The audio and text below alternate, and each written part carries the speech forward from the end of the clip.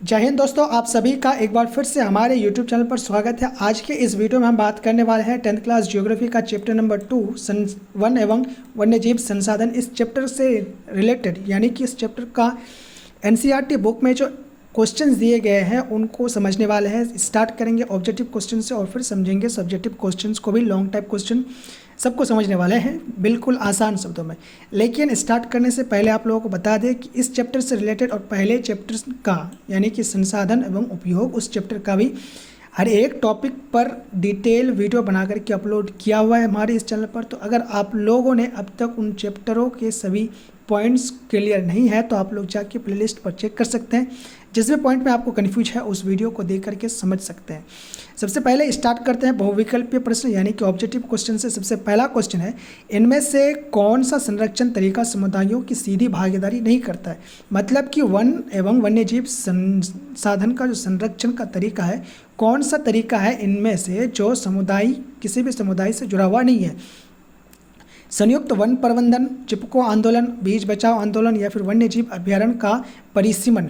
तो इसका जो सही आंसर है आपका ऑप्शन घ यानी कि वन्यजीव अभ्यारण्य का परिसीमन, ये सही आंसर होगा। अब बढ़ते हैं अगले क्वेश्चन की तरफ। यहाँ पे देखिए इसमें बताया गया है कि एक लिस्ट दिया गया है, इसमें आपको सही तरीके से मिलान करने के लिए कहा गया है।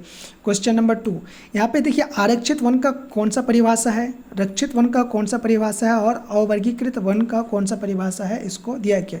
तो इसका जो सही आंसर है आप लोग यहाँ पे देख सकते हैं। यहाँ पे बताया गया आरक्षित वन। आरक्षित वन कौन सा होता है? वैसे वन और वन्य जीव संसाधन संरक्षण की दृष्टि से सर्वाधिक मूल्यवान वन होते हैं। मतलब कि जिनको संरक्षण की सबसे सर्वश्रेष्ठ माना गया है। मतलब कि वहाँ पर किसी भी तरह के मानवीय गतिविधि पर रोक लगाया गया, किसी भी तरीके का मानवीय गतिविधि नहीं हो सकता है।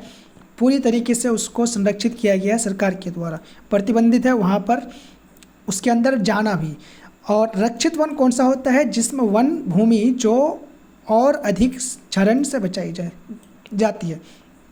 मतलब कि ऐसे वन जहाँ पर जिनको संरक्षण किया गया है लेकिन वहाँ पर स्थानीय लोगों को कुछ हद तक उपयोग करने की अनुमति दी गई है। वो लकड़ियाँ या फिर सूखे पेड़ पौधे लकड़ियों के लिए या फिर पत्तों के लिए इस्तेमाल कर सकते हैं। अगला है आपका अवर्गीकृत वन। सरकार व्यक्तियों की निजी और समुदायों के अधीन अन्य वन और बंजर भूमि को क्या कहेंगे? अवर्गीकृत वन होंगे कहेंगे। मतलब कि कुछ ऐसे वन जो सरकार के अंदर भी होते हैं, व्यक्तियों के निजी भूमि में भी होते हैं और समुदायों के अधीन भी होते हैं, तो उनको क्या अवर्गीकृत, मतलब कि इनका कोई वर्गीकरण है ही नहीं, तो इनको अवर्गीकृत वन कहा जाएगा। आई होप कि आप लोग इसको भी समझ गए होंगे। अब बढ़ते हैं अगले क्वेश्चन का। यहाँ पर आप बात करेंगे शॉर्ट टाइप क्वेश्चन यानी कि लघु उत्तरीय प्रश्न जिनका आंसर आपको 30 शब्दों में देना है। सबसे पहले क्वेश्चन को देखते हैं। पहला क्वेश्चन है, जैव विविधता क्या है? यह मानव जीवन के लिए क्यों महत्वपूर्ण है? आंसर देखते हैं। देखिए, जैव विविधता से तात्पर्य वनस्पति, जीव जंतु और सूक्ष्म जीवों की विविधता से। मतलब कि इस हमारे पर्यावरण में ऐसा नहीं है कि कोई एक ही प्रजाति का जीव पाया जाता है, बहुत सारे प्रकार के प्रजातियों के जीव पाए जाते हैं। तो वो सभी क्या मिलकर के क्या बनाते हैं? जैव विविधता बनाते हैं।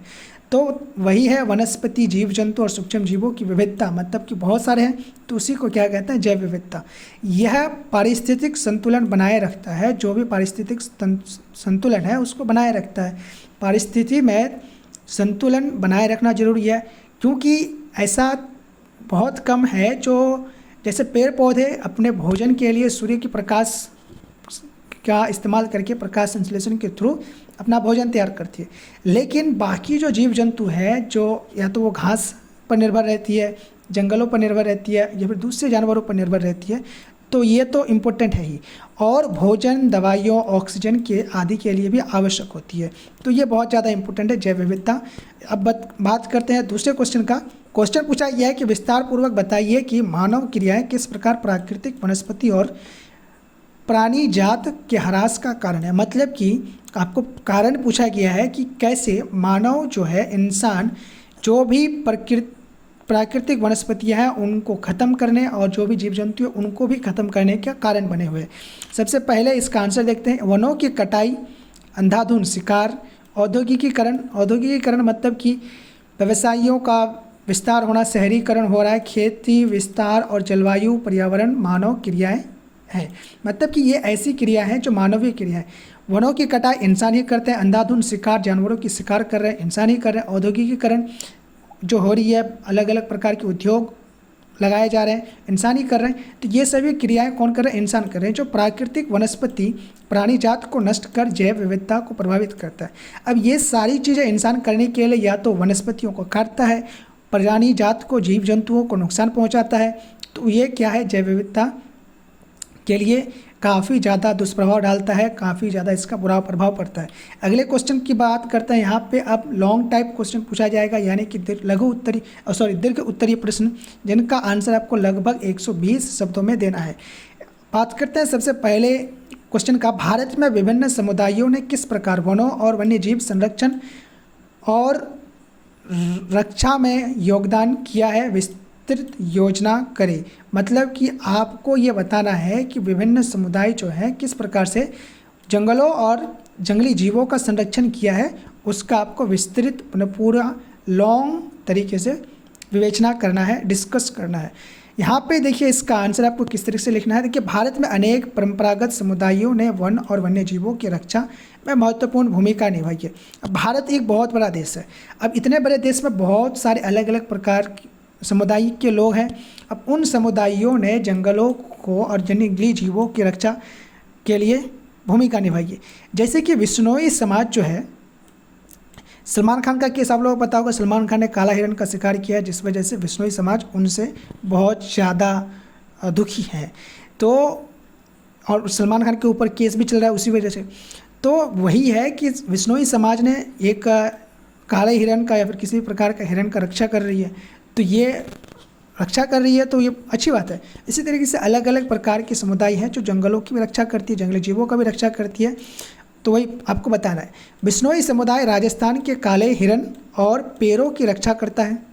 अरुणाचल प्रदेश और नागालैंड में जनजातियां पवित्र उपनामों की रक्षा, उपवनों की रक्षा करती है। और चिपको आंदोलन उत्तराखंड में महिलाओं द्वारा पेड़ों को बचाने के लिए किया गया एक ऐतिहासिक आंदोलन था।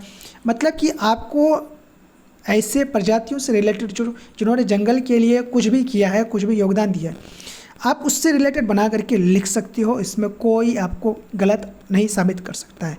आपको नहीं पता था कि चिपको आंदोलन को उत्तराखंड के महिलाओं ने पेड़ पौधों से चिपक करके जंगल को बचाया था, उसको आप लिख नहीं सकते, आसानी से लिख सकते हैं। देखिए, बीज बचाओ आंदोलन में पारंपरिक बीजों और कृषि पद्धतियों की रक्षा की गई है। ये सारे जो टॉपिक्स हैं इनको मैंने आप लोगों को इस चैप्टर के जो फुल एक्सप्लेनेशन वीडियो है उसमें समझा चुका हूँ, तो आप लोग उस वीडियो को जाके देख सकते हैं। इन समुदायों ने केवल प्राकृतिक संसाधनों की संरक्षण ही नहीं किया है, बल्कि पारिस्थितिकी तंत्र को संतुलित बनाए रखने में भी मदद की है। उनका योगदान आज भी सतत विकास के लिए प्रेरणा स्रोत है। जो भी उन्होंने योगदान दिया है वो सतत विकास के लिए प्रेरणा स्रोत है। सतत विकास का परिभाषा भी आप लोगों को मैंने इस वीडियो में समझाया है, जिसमें कि इस चैप्टर का फुल डिटेल एक्सप्लेनेशन समझाया है। अगले क्वेश्चन को देखते हैं। दूसरा क्वेश्चन है, वन और वन्यजीव संरक्षण में सहयोगी रीति रिवाजों पर एक निबंध लिखिए। आपको एक निबंध लिखना है किस पर? वन एवं वन्यजीव संरक्षण में सहयोगी रीति, मतलब कि जो भी नियम बनाए गए हैं, रिवाज जो यानी पुराने समय में जो रीति रिवाज थे उन पर निबंध लिखने के लिए कहा गया। तो काफ़ी आसान है, आप लोग इजीली लिख सकते हैं। देखिए, भारत की कई जनजातियां और ग्रामीण समुदायों की रीति रिवाज और परंपराएं वनों और वन्य जीवों के संरक्षण में सहायक रही है। जो पहले वाले क्वेश्चन में आप लोगों को मैंने आंसर बताया, इस लाइन के बाद आप लोग एग्जैक्टली वही कॉपी पेस्ट कर सकते हैं, बट आप लोग इसको फिर भी समझ लीजिए थोड़ा। यहाँ पे पहला तो आप लोग यही है कि भारत में कई जनजाति और ग्रामीण समुदाय के रीति रिवाज और परंपराएं वनों और वन्य जीवों के संरक्षण में सहायक रही है। इतना तो आप एक लाइन लिख ही सकते हैं। आगे आपको विश्नोई समाज द्वारा वन्य जीवों की पूजा की जाती है और उन्हें मारना पाप माना जाता है। कई क्षेत्रों में पवित्र उपवन होते हैं जिन्हें धार्मिक कारणों से भी नहीं काटा जाता है। नागालैंड, मिजोरम जैसी जगहों पर कुछ वनों को देवताओं को समर्पित मानते हैं। इन रीति रिवाजों के कारण वन्य सुरक्षित रहते हैं और जैव विविधता बनी रहती है। इन परंपराओं से यह सीख मिलती है कि सांस्कृतिक आस्था परंपराएं प्रकृति के संरक्षण के लिए महत्वपूर्ण भूमिका निभा सकती है। जो भी हमारे पुराने समय की जो सांस्कृतिक परंपराएं हैं, आस्था है, वो क्या है, आपके जंगलों के लिए, जंगलों के संरक्षण में सहायक होती है। तो आई होप कि आप लोग इस पूरे वीडियो में जितने भी क्वेश्चन को समझाए गए हैं आप लोग समझ गए होंगे। आज के लिए इतना ही, मिलेंगे अगले वीडियो में नए चैप्टर के साथ, नए चैप्टर की फुल डिटेल एक्सप्लेनेशन या फिर एनसीईआरटी के क्वेश्चंस के साथ। तो चैनल को सब्सक्राइब कर लीजिए, अपने दोस्तों को शेयर कीजिए और उनसे भी बताइए कि चैनल को सब्सक्राइब करें। मिलेंगे अगले वीडियो में, तब तक के लिए थैंक यू, जय हिंद।